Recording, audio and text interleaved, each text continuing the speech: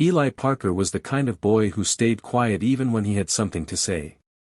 7 years old, small for his age, with big brown eyes that held more worry than wonder. He loved Legos and peanut butter toast, and most of all, he loved his sister Lila. At 13, she was more of a mother to him than their own mom, Rachel, who was always tired, always trying to avoid Rick. Rick had been in their lives for 2 years now. Eli hated how Rick slammed doors, how he yelled at Lila, and how Mom's laughter had vanished like the pictures she used to hang on the fridge. That Friday night, Rick came home smelling like beer again. Rachel had already gone to bed, worn down by the long shift at the diner. Lila tried to tiptoe past the living room with Eli, but Rick spotted her. "You! Come here," he barked. Eli froze. Lila's hand slipped from his. She gave him that look, "Don't move, stay quiet, it'll be okay." Eli sat on the floor outside the room, fingers pressed into the carpet. He heard the door shut. Then yelling. Then Lila screaming. His chest thumped. His hands shook. He crawled to the phone on the hallway wall, something Mom always told him never to touch. But Lila was screaming. And suddenly, he wasn't quiet anymore. The woman on the other end of the phone had a calm voice. 911, what's your emergency? Eli clutched the phone tightly. His voice trembled. My sister, she's screaming. My stepdad, he took her into his room and locked the door. Sweetheart, what's your name? Eli. Eli Parker. Okay, Eli. You're doing so good. Can you tell me your address? He recited it, he'd memorized it for school, never thinking he'd need it like this. Is your mom home? She's sleeping. I think she's really tired. Please, hurry. We've sent officers, Eli. Stay where you are, okay? Don't hang up. Eli didn't even know what was happening fully. He just knew something was very, very wrong. And Lila was hurting. He sat there with the phone against his ear, heart pounding, as the dispatcher kept talking to him softly. Then he heard the sirens. Then, the knocking. Then the shouting. Then silence. Officer Melissa Grant had seen her share of domestic calls, but something about this one gave her a chill. The dispatch said a child had called, a young boy. That always hit her harder. She knocked once more before pushing the door open. Eli stood at the end of the hallway in pajamas too small for him, clutching the phone like a lifeline. You're safe now, she told him gently. His eyes darted toward the bedroom. Inside, the other officers had broken down the door. Lila sat on the bed, knees pulled to her chest, eyes wild and red. Rick was yelling, cursing, trying to make it sound like a misunderstanding. But Melissa knew better. She took one look at Lila and knew something had been happening for a long time. I want him out. Lila screamed, voice raw and shaking. He touched me. Rachel woke up from the noise, confused, until she saw the police. Until she saw Lila. Until the look on Officer Grant's face told her, this was no misunderstanding. Lila didn't speak in the police car. She stared out the window like she was watching a world she no longer belonged in. Eli sat beside her, holding her hand. Officer Grant sat in the front, her voice soft as she told them what would happen next. You're very brave, Lila. And Eli, you're a hero. Eli looked up. I'm not. Yes, you are, she said gently. You saved your sister tonight. Lila finally looked at Eli. Her lips parted, but no words came. Just tears. Rachel rode in a separate cruiser. Melissa had seen the look in her eyes, guilt, fear, denial. A mother who'd ignored the signs. In the station, the kids were taken to a quiet room. A counselor sat with them, asking careful questions.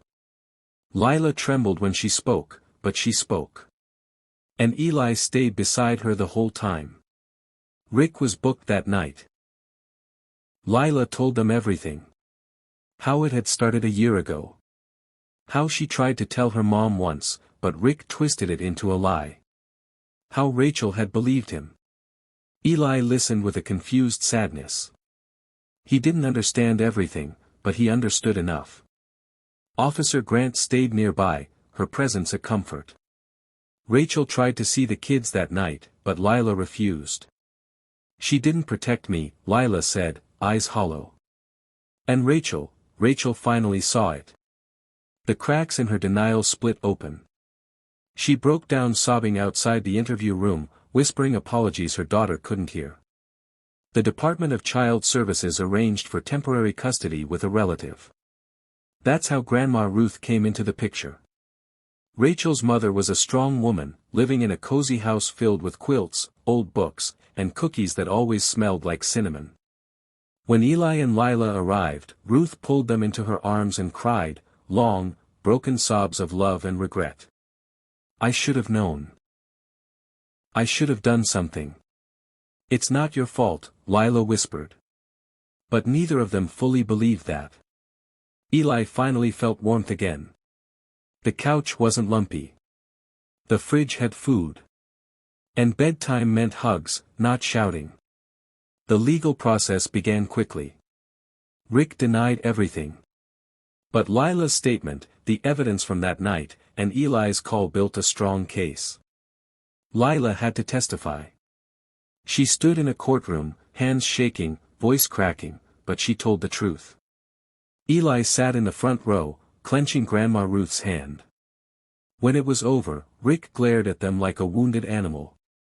But Melissa Grant testified too. And so did the forensic team.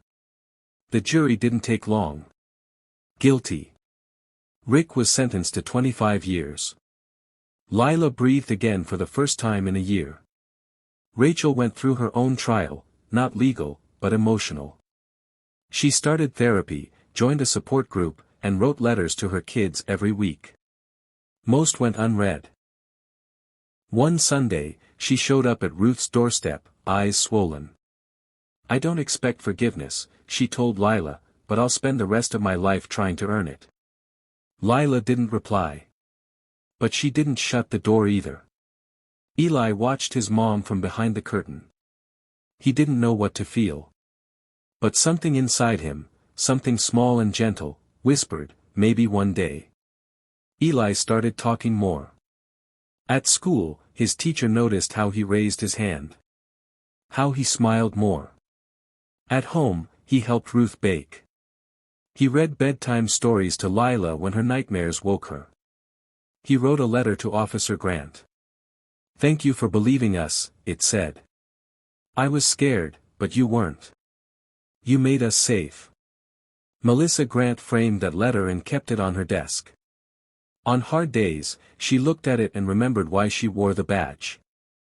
Lila joined a teen support group for trauma survivors. The first few meetings were silent for her, but soon, she began to share. Her story helped others find their voices. She started painting again. She painted a picture of a little boy holding a flashlight in the dark, leading someone out. It won an art contest. She gave it to Eli. You saved me, she whispered. Eli hugged her tightly. 1 year after that night, Grandma Ruth hosted a small gathering. Just close friends. Officer Grant came by, along with the counselor who helped them. Rachel was invited.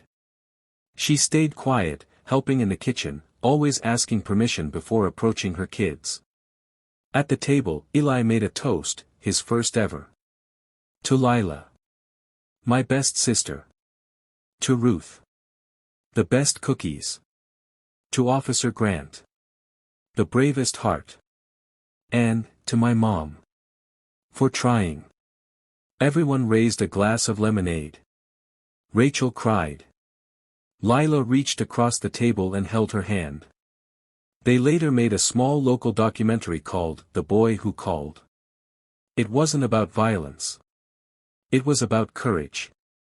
A 7-year-old who found his voice. A girl who survived. A grandmother who opened her arms. And a mother trying to make things right. It ended with Eli's words. Sometimes heroes are small. And scared. And quiet. But if you speak up, even when it's hard, you can change everything.